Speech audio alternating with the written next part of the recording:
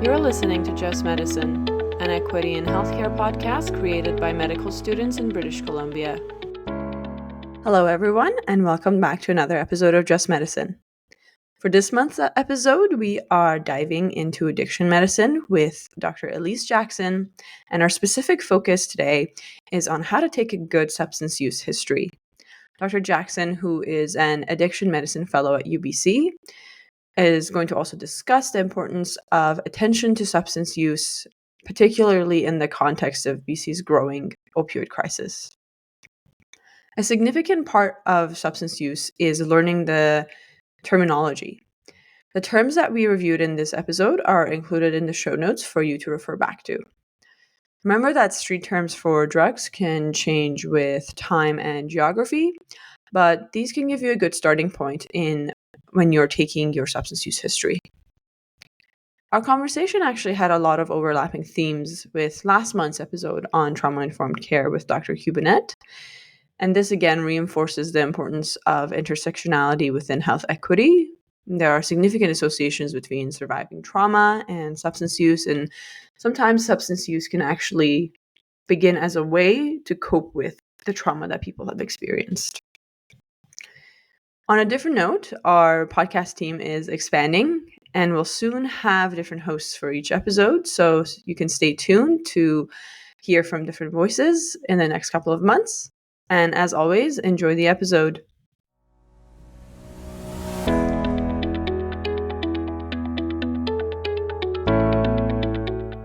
Hello, everyone, and welcome back to another episode of Just Medicine.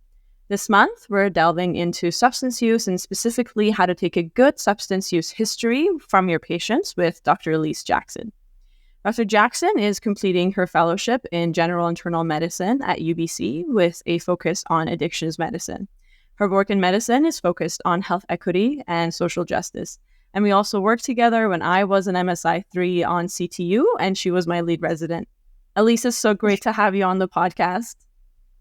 Thank you so much for having me. I'm so happy to be here. Wonderful. Can you tell the audience a little bit about yourself, where you're from, your hobbies, your passions inside and outside of medicine? Absolutely. I have a bit of a geographically convoluted history. I was actually born in Newfoundland and then grew up mostly in Australia. So my family moved to Australia when I was 5 and lived there in Sydney until I was about 16. And then moved back to Ottawa, which is where I finished high school. I completed my undergrad studies at McGill in Montreal and then went to Toronto for medical school. And since residency, so for the last 4 years, have been out here in BC and have done my core internal medicine residency and now my GIM fellowship out at UBC, and certainly have no intention of leaving the West Coast at this point. Outside of medicine, I generally like to spend as much time outside as possible. A big hiker and camper and, really loving the West Coast lifestyle of living by the ocean and close to the mountains. So spending as much time outside as possible with friends and with my partner.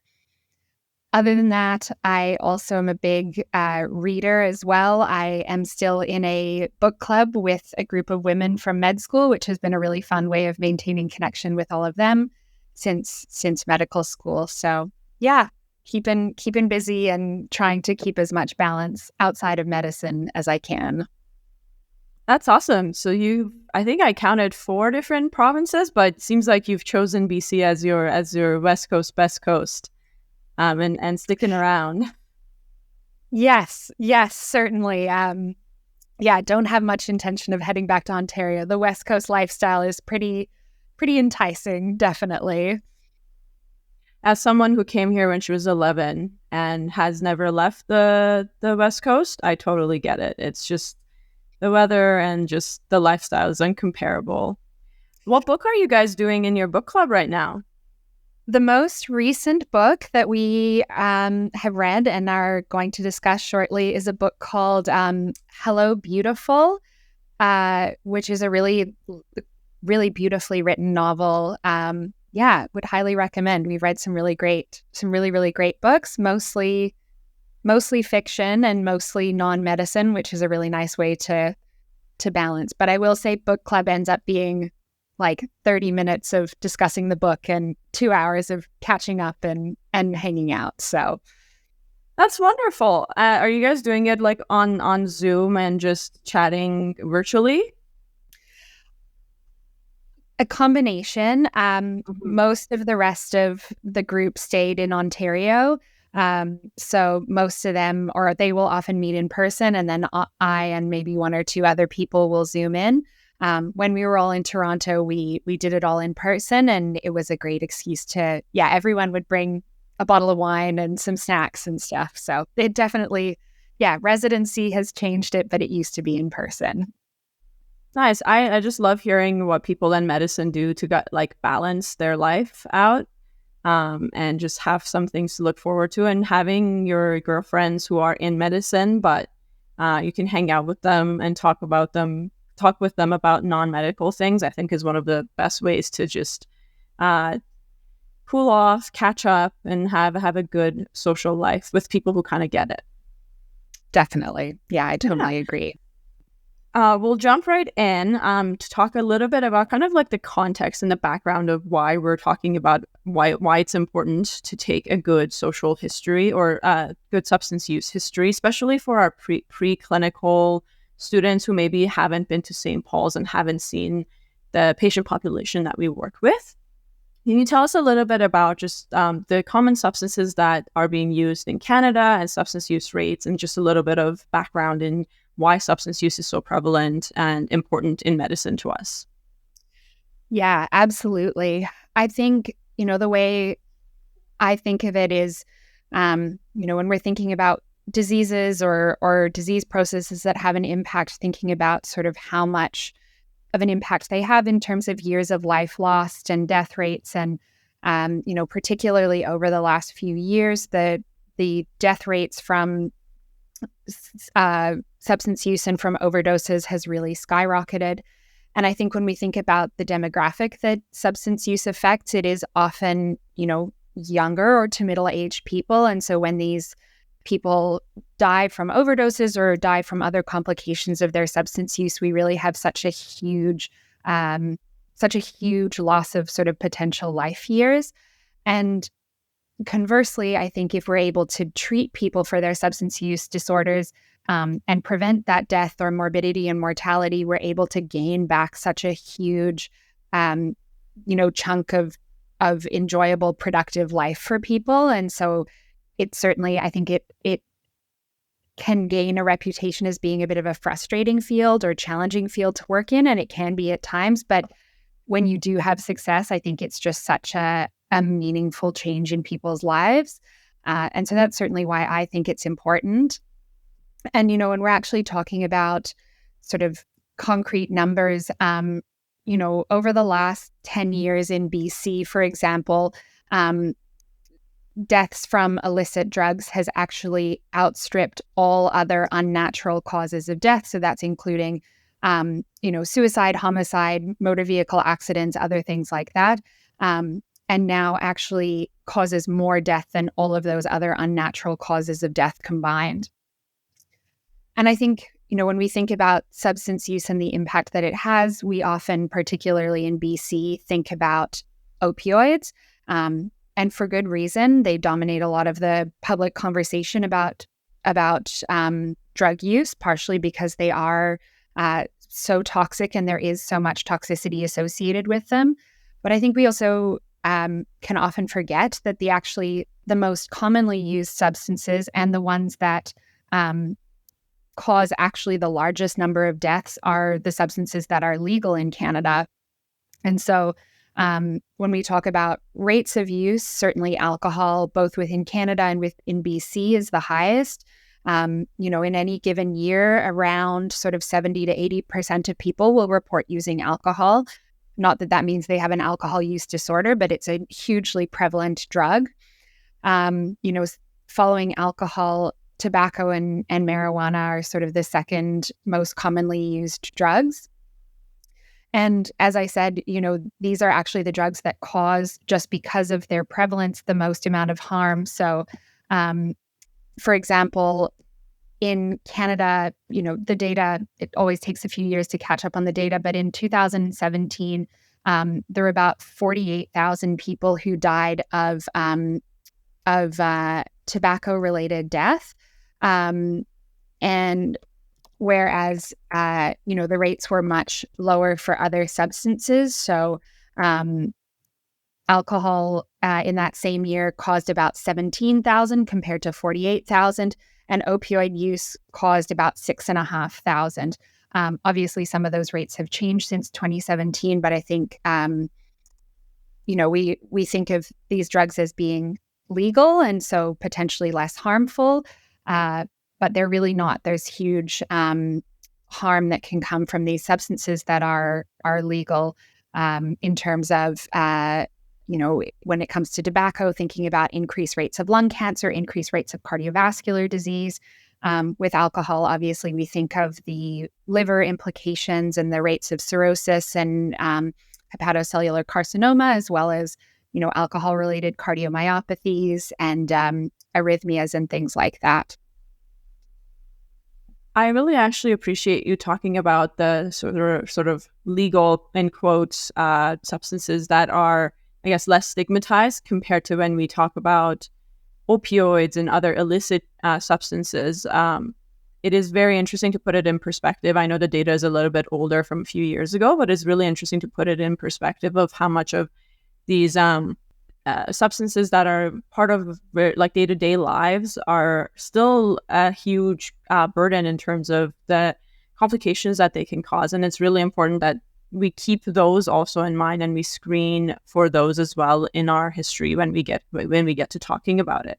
To me, it serves as a bit of a reminder as well that, the laws that we have around substance use aren't necessarily based in science, or based in, what is actually on a population level the most harmful, and that, the root of a lot of the laws that we have are rooted more in colonialism and kind of political opportunism, as opposed to really being kind of science or evidence-based. Yeah, I think that's a great point to point out of what necessarily is legal doesn't mean, in some cases, doesn't mean it's scientifically backed, or in other cases, meaning ethical or moral. And it's really important for us as healthcare providers to definitely keep it in mind. And in kind of touching on, legality and things like that, we can talk a little bit about maybe like intersectionality and how substance use in general kind of affects people who are already disproportionately marginalized or disserviced populations as well. Yeah, absolutely. And I think substance use that way is it can form a little bit of a sort of negative cycle, in that people who are already marginalized, whether that's, based on being Indigenous, being a person of color, being LGBTQ, being already sort of economically or socially marginalized, substance use rates among these populations are already much higher. And then in addition, as you mentioned, there's so much stigma around substance use that substance use itself also becomes a form of marginalization and sort of further isolates and further adds to that intersectionality.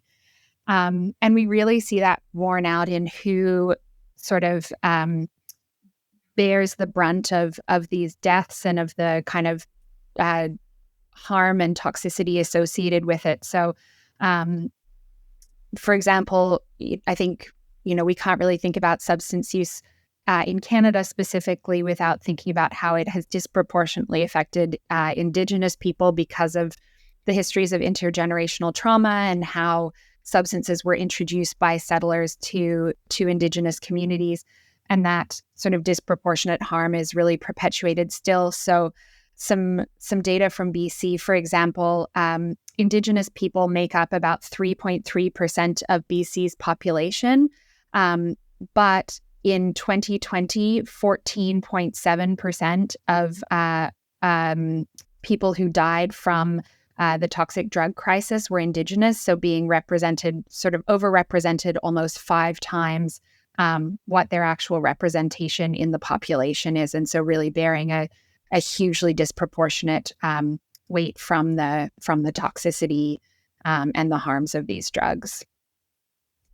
And I think, like, very well said. The other thing that ties into it is that because especially Indigenous folk, but also other marginalized groups tend to seek healthcare less frequently and be more reluctant to seek healthcare. So they tend to also not necessarily go and find professional, like medical help when they do need it. So they tend to come in with more severe outcomes of substance use, or in a lot of the cases, a death. And that's, I think, part of why they are also overrepresented in the fatalities. And this is something that's not,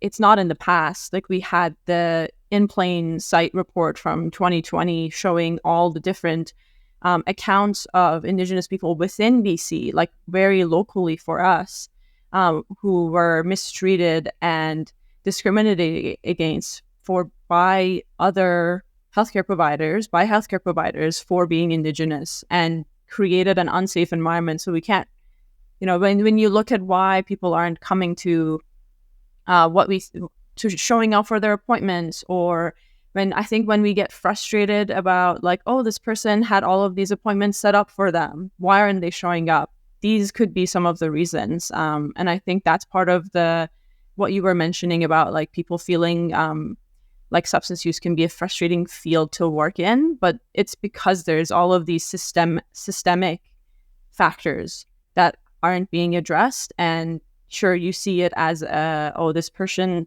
no-showed 5 times, but is it because the time that they did show up, they were made to feel not welcomed or discriminated against or mistreated? And it's something that, again, I think goes into my practice of understanding why something happened, rather than, okay, it happened and then moving on.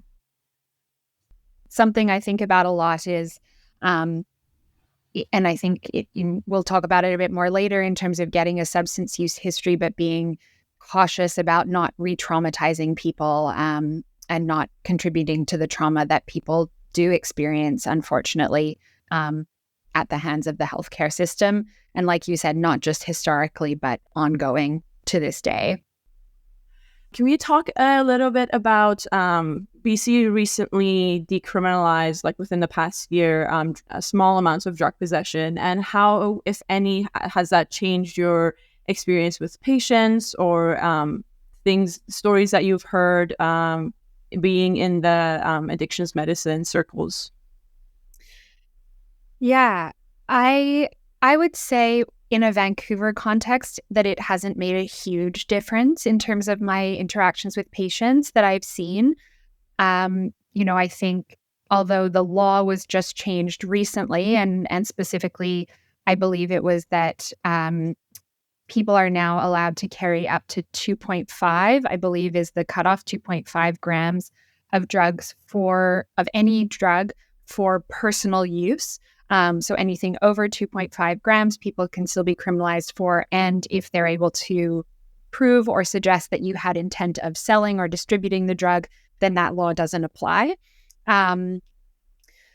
So even though that rule or that law was just passed, as you said, kind of within the last year, I believe in January of 2023, the Vancouver Police Department had essentially had an agreement to operate under that understanding for several years already. And so it was already quite rare, although, did still happen, that people would be criminalized for simple possession. I imagine that in smaller communities where that kind of agreement didn't exist, that this would be a more significant change and would change the relationship between kind of law enforcement and people using drugs. I think it does afford people a bit of a level of safety and a little bit of a level of comfort to not have to be living in so much fear of being criminalized. But I wouldn't say that at day to day it has really sort of changed things. Again, just in the context that I'm working in. Yeah, that makes sense. I think especially within like VGH and St. Paul's, we see so many patients coming in with substance use as maybe their main complaint or main presenting problem, whether it's if they are found down or with an altered level of consciousness, or it'll be one of the many problems they will have as they present. So it's much more common, at least within the hospitalized patients, that came through us anyway, with both of us being in internal medicine. Yeah. I think we chatted about this a little bit. Can you tell us a little bit about if there are circumstances where med students or residents are approached by law enforcement about, and they're asking about a patient's history or whatever, asking for information from medical trainees? How would you recommend that they interact with law enforcement, and what they can tell them? Yeah, it's a great question. And I'm not a lawyer. I don't know fully all of the laws around this, but I think it's important to remember that police officers are not actually, in most cases, part of the circle of care. And, police officers certainly can present as being a somewhat imposing presence and certainly come with, a position of authority. And I think they can often ask questions of us in a way that implies that they have a right to know certain information. And I think it's important for trainees, so med students and residents, to feel empowered to be able to say, no, I am not able to share that with you. The exceptions being if either the patient has provided consent for you to share it with the police officer, or if they have, a warrant or affidavit of some kind that says that they are allowed access to the information. But with that, with those exceptions, typically police officers don't have a right to know medical information about a patient. And so I would say that if you're ever unsure, I would err on the side of not offering information and checking with your attending or checking with, ethics or whoever at your hospital you can reach out to for support. But certainly don't feel that you are obligated or legally required to share that information, because often you're not and really, really shouldn't be. Thank you for that. Yeah, I think it's something that we don't talk about enough in terms of our interactions with other people in positions of power. I think we do a great job in med school about talking with other allied health professionals, nurses, PTs, OTs. Like, we get those exposures, but there are lots of other professional bodies that we regularly work with, especially in the clinical setting. And so it's important for us to know what we can and what we are obliged to share and what we aren't necessarily needing to share. And with that, I wanted to maybe transition a little bit into talking about how we take a good substance use history. And I think something that for me, when I was in med school, and even still, something that I sometimes struggle with is knowing all the slang or the lingo that is used by people who use. I only learned, substances in a medical context. So we didn't necessarily learn all the different names that are used outside of the hospital walls. So I would think that it's really good for us to maybe just go through some of the common terms that you've heard patients use and what they translate to in more of like a medical context. For sure. And I think that's such an important part of establishing rapport with a patient is, you may not know all of the words that they're using, but at least showing that you have some understanding of their world and their life with using some common terms that they, or knowing common terms that they may use, I think allows you to establish a level of trust and sort of some degree of kind of being on the same level or being on the same page. And so I do think it's really important.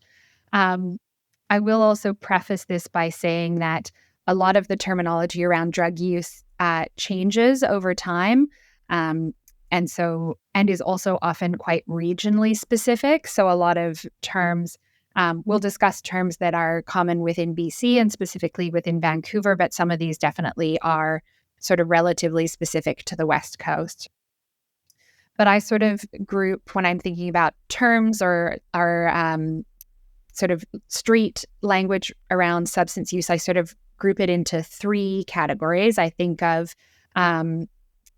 terminology around what the substances are, the quantity of substances that people are using, and then the method that they're using by. And so I think some of the common terms to know in terms of substances that people are using are up, down, and side. Up referring specifically to stimulants. So that's usually cocaine, either in the form of powder cocaine or crack cocaine. You'll often hear crack cocaine referred to as either just crack or as rock. And so all of those fall under the category of stimulants and being up. And you can think about that up being because of the stimulant effect they have. On the opposite side, you have down, which is referring to opioids and is not specific to any one opioid, but just to the category in general. Although for the most part, I would say that this is usually referring to fentanyl nowadays, just based on what's in the drug supply. And then side is crystal methamphetamine or crystal. The exact origin of that term, I'm not entirely sure of, but it's pretty commonly within BC and within Vancouver referred to as side. Some combinations that you'll often come across are Speedball and Goofball. So Speedball refers to the combination of cocaine and opioids, and Goofball refers to crystal meth and opioids. And I say it's actually very, very common to see patients using a combination of substances, and actually, I would say increasingly rare to see people using exclusively opioids or exclusively stimulants. It's often in combination. So that's sort of what I think about in terms of substances people are using. Thinking about quantities, I think the most common terms that you'll come across are a point, which refers to 0.1 of a gram, and then an 8-ball or just a ball, which refers to an 1/8 of an ounce. So that's equivalent to essentially 3.5 grams. So you may hear patients referring to using a ball or a half ball. So a half ball would be half of an 8-ball, which is 1.75 grams. And then finally, thinking about methods of methods of how people are using drugs. Obviously, smoking is one of them. But when we're thinking about injecting, people may refer to smashing, which is just to inject in any form. So whether that's IV, intramuscularly, subcutaneously, smashing just refers to injecting. Muscling refers to intramuscular injection, and skin popping refers to subcutaneous injection. One other term that you might hear is jugging, which refers to injection directly into the jugular vein. Often this is, a sign of pretty high risk substance use, both because, obviously that's a very sensitive area with a lot of very sensitive anatomy, arteries, veins around it. And so the risk of injecting into the jugular vein is quite high. And so often it means that people have either essentially lost vascular access in other more accessible areas from, having injected for a long time. The other time that jugging is used is that it can be used as a form of control. So as you can imagine, it's extremely difficult to inject into your own jugular vein. And so often it will be someone else injecting for them, which then can be used as a method of control. That's really helpful, actually. It is such a good review of and the breakdown of what the terms are referring to in terms of substances, and then quantity, and then how people are using, and the things to kind of red flags to keep in mind for jugging specifically, because that is, I can imagine, quite a risky way or risky vein to go for in general. And so I could imagine how it can be used. Someone else must at least I would imagine. I would hope that someone else is doing it, because I can't imagine. Just like the physical anatomy of yourself trying to do it to like one person trying to do it onto themselves. Yeah, it's quite difficult. So really, really good review of the terms. And then I think with that, I wanted to mention, I think what you mentioned at the beginning of like being able to use the terms that the patients use is really helpful for building rapport. And as I became a bit more comfortable with using those terms, knowing what they meant, I think I got a little bit more, the social or the substance use history became a bit easier, and that they were a little bit more forthcoming with what they were using, because they maybe they assumed that I knew a little bit more. And there were times where, there would be more terms thrown out that I didn't know, but I would kind of mirror that back, write it down as I could, as specifically as I could, and then I would take it back to one of the residents, a senior, or even like if I was around CPAS or at AMCT, our substance use specialists, or the teams that are around, and they would be able to tell me. So if there's something that you don't recognize, just write it down, and then you can find out later what it is. I think that's one of the things that I found really, really helpful. Totally. And I think, like I said, these terms change over time and over geography. And I think it's totally okay as well to ask patients what they mean, particularly, I think if you've kind of established some rapport with the patient by knowing some of the basic terms, I think that can also be a really nice way to learn from our patients and sort of try and level out that power dynamic that exists between patients and providers a bit as well, that, it's not just us imparting knowledge or wisdom on them, but that we're also learning from them as well. I think particularly if you've already demonstrated that you have some working knowledge of some of the common terms, that then asking them, oh, hey, I haven't heard of shatter before. What does that mean? Is totally okay to do as well. Or if you don't feel comfortable, absolutely finding a colleague or one of the addiction team specialists to ask is a great idea. Yeah. And with that, I want to go into like your approach when you are seeing a patient and you're going to take substance use history, with keeping in mind the things we talked about, not re-traumatizing patients who are already like marginalized, and knowing what to ask also, because at times I think it's hard to know what specifics you need to get out of this history while still remaining sensitive. Yeah, absolutely. And it can be a really tough balance, especially when patients come in sick, either from, a medical illness or sick from substance intoxication or substance withdrawal. It is definitely hard to know sort of what the boundaries are of what to ask versus what information you really do need.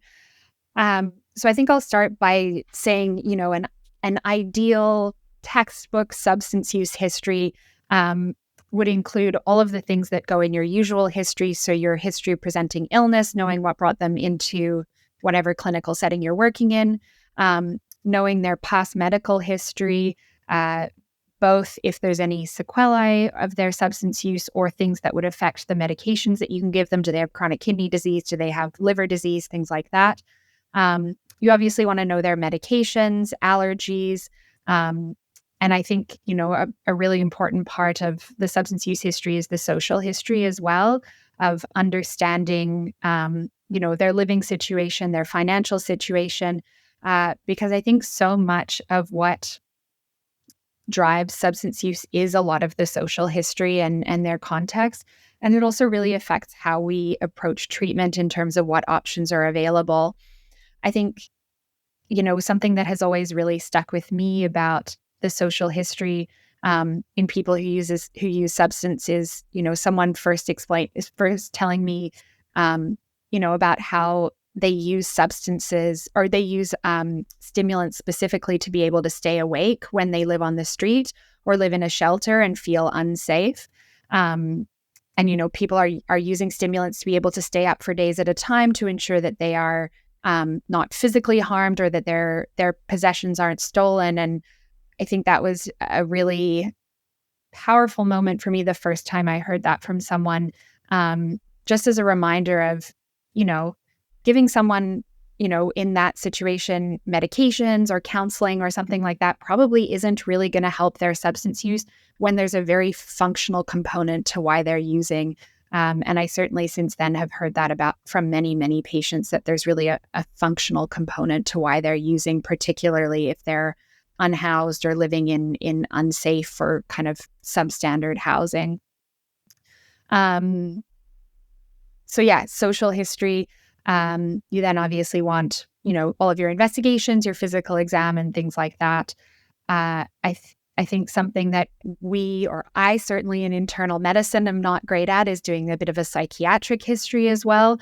I'm not the best person to talk about this, but obviously we know that substance use disorders and other psychiatric illnesses can often be intertwined with, substances causing or increasing the risk of certain mental illnesses and certain psychiatric illnesses increasing the risk of substance use. So I think that's a really important, even if you're not a psychiatrist, to have a basic understanding of.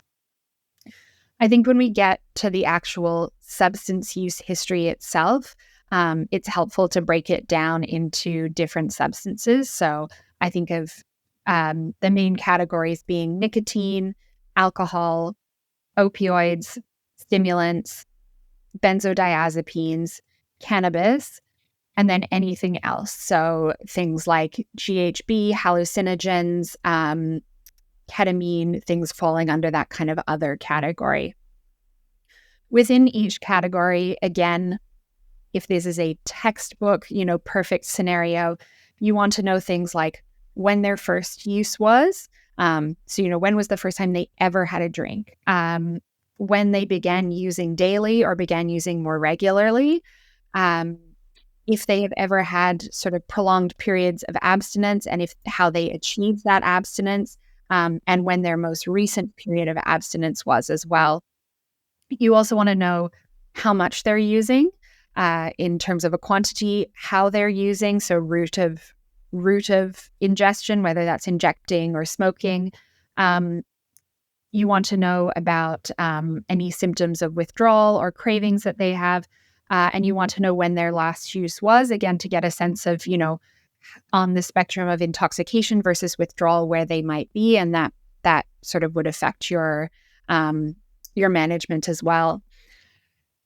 I think then it depends on sort of what the goal of your history is. If you're, for the first time ever, establishing a diagnosis of a substance use disorder, you'd want to start also to sort of inquiring around things like whether they've had consequences from their use, be that, harm to in social and interpersonal relationships, impacts on their job, impacts on their physical or mental health. Have they had, infective endocarditis or, infectious complications, seizures from withdrawal, things like that. So sort of fleshing out some of those DSM criteria around the sequelae and the complications of their use. I think if this is someone who has had a long-standing, well-established disorder, substance use disorder, you don't necessarily need to get into that on every visit. But again, if we're talking about kind of the perfect textbook initial substance use history, those would be all the kind of things I want to know.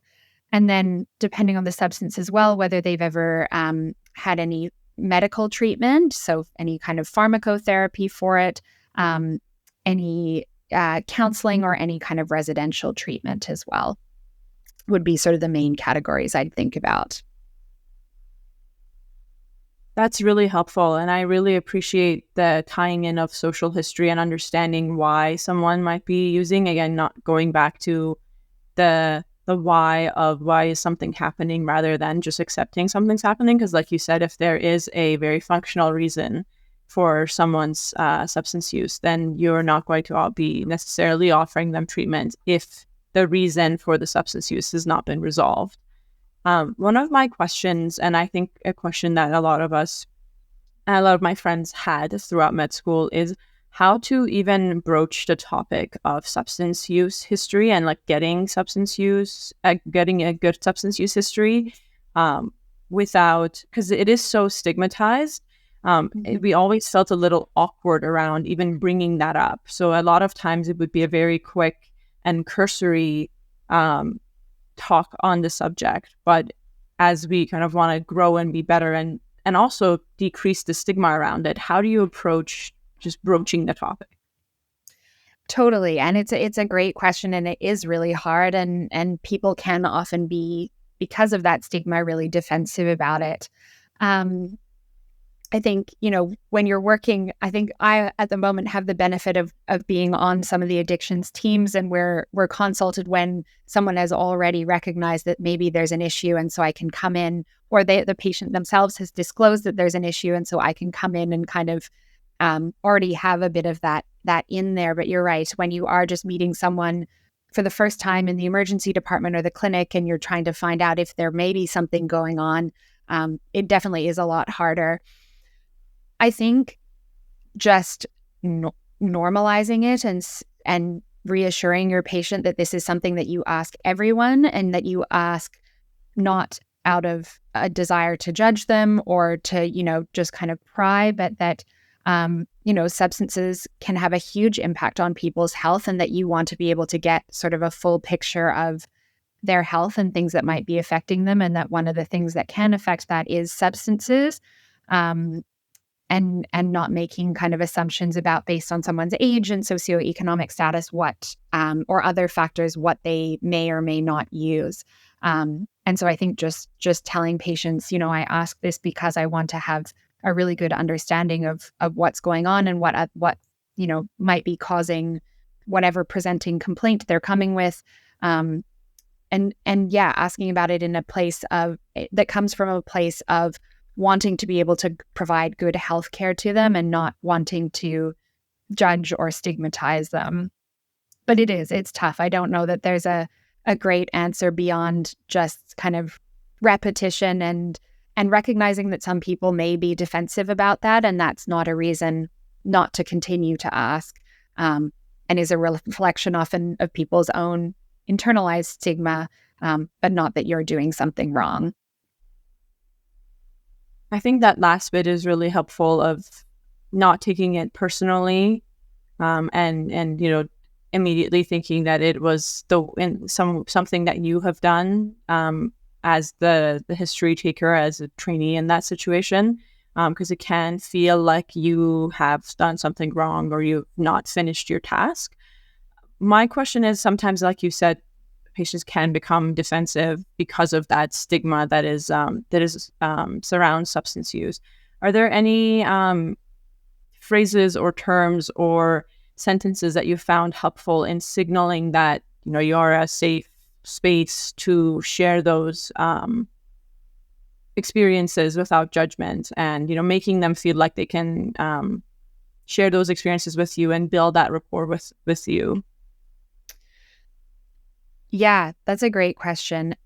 I think to some extent it comes back to understanding why people use, and being able to normalize use within the context of their life. And so if this is, for example, someone who has been through a lot of trauma, saying like, one of the ways that people often cope with trauma is by trying to numb that experience, and by using substances. And so given what you've been through, it would be so understandable if you did use substances as a way to cope. And that would be, I could completely see that being a way to cope.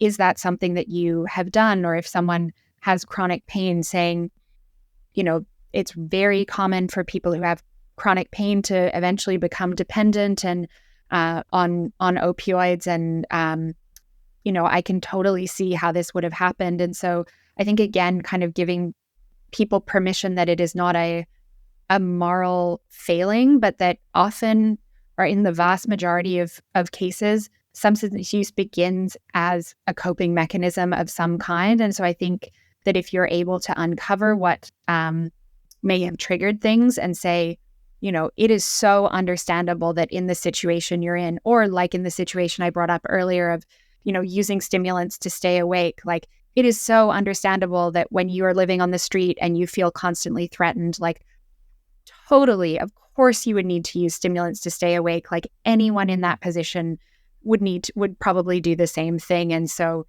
yeah, I think making it more about how they have used it as a coping mechanism, or recognizing where that use may have come from, and that is a fairly normal human response as opposed to a moral failing on their part. And that's not always possible, and people may be defensive anyway, but I think that is one thing that you can do. That actually totally makes sense, to validate it and normalize it in the context of their experiences. So related back to like what you said, as it may have started as a coping mechanism, and that it's not just them, it's anyone in that situation might also resort to using substances. So that actually is quite helpful. I think sometimes it becomes a bit difficult because of the stigma around substance use to be able to connect with patients, but being able to turn that around and, like you said, remove it from a personal problem to put it towards a situation. Like anyone in that situation could have also made the same choice, rather than you in that situation made that choice. So to attribute it to a coping mechanism that was necessary or helpful in their specific living context. For sure. I wanted to ask if you have anything else that you want to talk about within the history taking. Yeah, I think a couple of things. I think one of the most important things about these patients is, as we've talked about, they often feel incredibly uncomfortable in medical circumstances because of experiences that they've had in the past, or because of fear of stigma and judgment. And I think that there's a lot of things, sort of small things that we can do that may be tough, may not always sort of feel immediately necessary or immediately important, but I have found can make a really huge difference in terms of developing a rapport with patients, is sort of meeting their basic needs. So, these are people who may not have food security. And so when you go in saying, hey, are you hungry? Did you have breakfast? Did you have dinner? Can I grab you a snack? Do you need a sandwich? Recognizing that these are people who have basic human needs that may not be being met. Or if someone is shivering and uncomfortable in withdrawal, a blanket's not going to fix it, but getting them a blanket shows that you are invested in them being comfortable in that setting. Or, if they are acutely in withdrawal, depending on your position and depending on the circumstance and if it's appropriate, but offering to get them, a dose of something before you have your conversation. And again, I recognize that that's not always possible based on what your role is, what the medical scenario is, what time pressures may exist. But I think when you can, saying, hey, do you need a dose of lorazepam, or do you need a dose of hydromorphone before we chat? Like, I can do that. I can get that for you. And I think all of those things not only make them physically more comfortable, but I think also show that you recognize humanity in them, and that there are simple and basic things you can do to help them be more comfortable.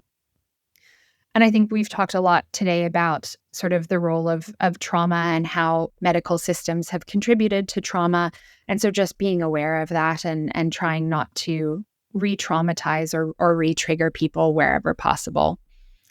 Yeah, I think those were the main things I wanted to add. I do really appreciate that. And it's really interesting because I chatted with Dr. Hubinet on trauma-informed care, which is an episode that'll come out later in the fall. And awesome. She also mentioned, bring them a sandwich, bring them a blanket before you get started. So I just found that, really, there's a huge overlap between substance use and being trauma-informed in substance use or addiction medicine circles. So I do really appreciate that reinforcement of, remember, your patients are humans with functions just like everybody else, right? Or needs just like everybody else. Yeah. I'm really excited to listen to that episode. That'll be great.